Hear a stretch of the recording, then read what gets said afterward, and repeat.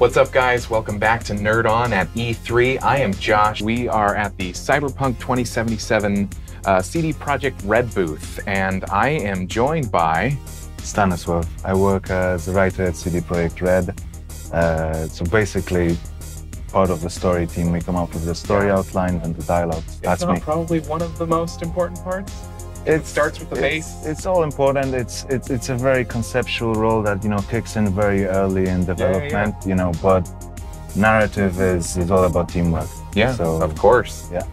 I mean, it must be exciting because Cyberpunk 2077 was announced 2 years ago. A bit further than that. A little bit further than that. Yeah. And so it's been highly anticipated since then. Thank you. It's good. We don't take anything for granted at CD Projekt, but we've been getting lots of interest, from the world, and we treat that as a motivator for our work. That's great. Yeah. It's nice to be able to hear that from a company like yourselves, because The Witcher 3 was such an incredible game, and I know that you guys took a little while to develop that as well, and I know that fans just can't wait to get a hold of this, and so I know that when it does come out, it's going to be amazing. You guys have a way of developing a world that you're just like, ooh, I want to be a part of that. What would you say is an aspect of the game that you're most excited for the fans to see?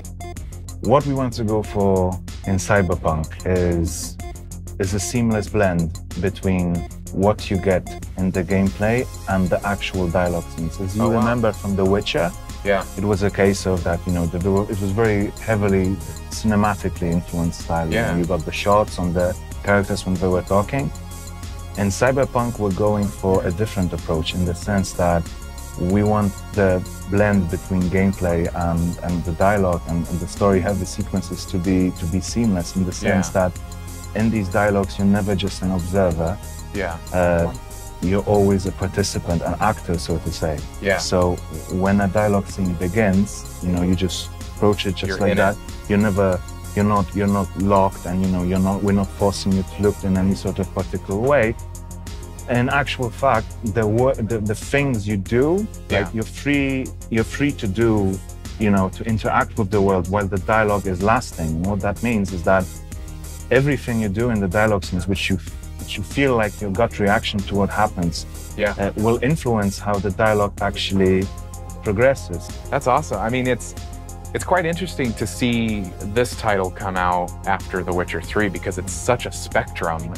You have a medieval type game, and now you have this sci-fi game. What was the inspiration for such a vast change? Was somebody playing Cyberpunk 2020? I did, but many people did. We have many pen and paper guys, just like myself. I used to play Cyberpunk when I was younger. That's awesome. Yeah, so for me, this is, on a personal level, it's especially meaningful, to Was it always something you wanted to do? Or was it like, hey guys, I got this idea for a game. Let's do that, or... No, it was the case of when we were doing The Witcher, we all lived and breathed the Witcher universe, Geralt. And then, when we made the choice that, okay, we want to look for something that's exciting, that's challenging, that's also fun to make. And we just started, conversations within the studio, like, what could that be? Maybe it is on the other end of the spectrum from a dark fantasy world. Maybe it is, an SF. And we started talking about Cyberpunk, Cyberpunk 2020, and said, the energy was there. And we thought that maybe for us, this will be another Witcher in terms of excitement. And when we're excited, it's easier to sort of... The excitement is infectious. Absolutely, Has it been hard to do that transition between what Witcher was to what Cyberpunk is? It's challenging in many ways, as any development of a game, but what's challenging for us is rewarding for the players. So the transition from a dark fantasy world in terms of everything, learning to how to lead the player through this world from first-person perspective. What are the really narratives? Because narrative is the most important thing for us. What are the narrative highlights we should really look at and put the focus on? So that's very different. But but we're super excited about it. Was there lessons that you guys learned with The Witcher that you applied here, that maybe what worked and what didn't work? I would say two big lessons, you know. Okay. The strongest moments are when the narrative is very coherent. So the first one is maybe a more, you know, in studio sort of my own musings about, you know, how developing a game looks like. And it's really about all the teams coming together and everyone throwing in their own experience, because we all have, you know, different mindsets, you know, the story team, the quest team, the cinematics team, audio, gameplay, everyone. And it's blending this together. And that's because we're going for the approach I just described, you know, the sort of seamless experience when it comes to experiencing the world. That's super important, you know. So that's definitely something we learned from The Witcher.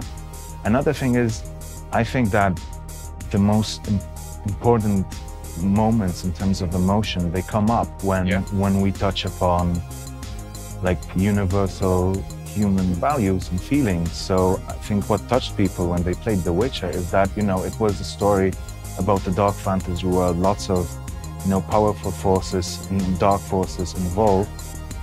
But at the fundament, it was really a story about like something we can relate to, you know, searching, you know, Geralt searching for Ciri, you know, feelings of, you know, like the need to protect someone, loss and sadness. And that's a lesson we're going to definitely bring into Cyberpunk. So there's many themes to the game. What we want to really lay at the core, at the fundament, is the fact that it's still going to be a story about, you know, human beings at the core. So so we learned that, you know, this is the core of what makes gamers involved. Is that we give them some feelings which resonate with them. Because I know that you guys have mentioned that there's going to be a vehicle system. How essential is that going to be to the gameplay? Is it going to be necessary, like you have to use your vehicle? Well, Night City will be enormous, and you know, it's going to be densely populated with like street stories and stuff to do. So, you know, thinking that it's a vast city, you will need to traverse it in some way. So it's not only, you know, going on foot, but walking also will take you a while. Walking will take you a long while. So so we're going for cars and motorcycles as the vehicles you can use to travel through the city, and combat can also happen while you're using these. So it's not like something, you know, we would lock you into in specific sequences of the game. It's something you're free to use on par with the other tools you have to see the city, to explore it the way you want to. Okay, that's very cool. And so going back a little bit, what besides Cyberpunk 2020, the game, were you inspired by movies, TV shows, or maybe even other video games? Our core inspiration is Cyberpunk 2020.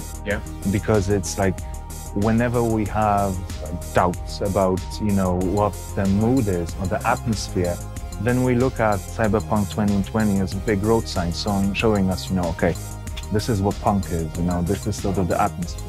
So one more question, because I know that it's on everybody's minds. Is there any sort of release date in mind? It's in full development at the moment, and, you know, because we haven't announced the release date, I can't comment on that. Okay. Thank you so much for joining us, for sharing some of your time with us, with our audience. Really appreciate it. Guys, my name is Stanisław. I work as a writer at CD Projekt Red, and thank you for watching this. As always, nerd on.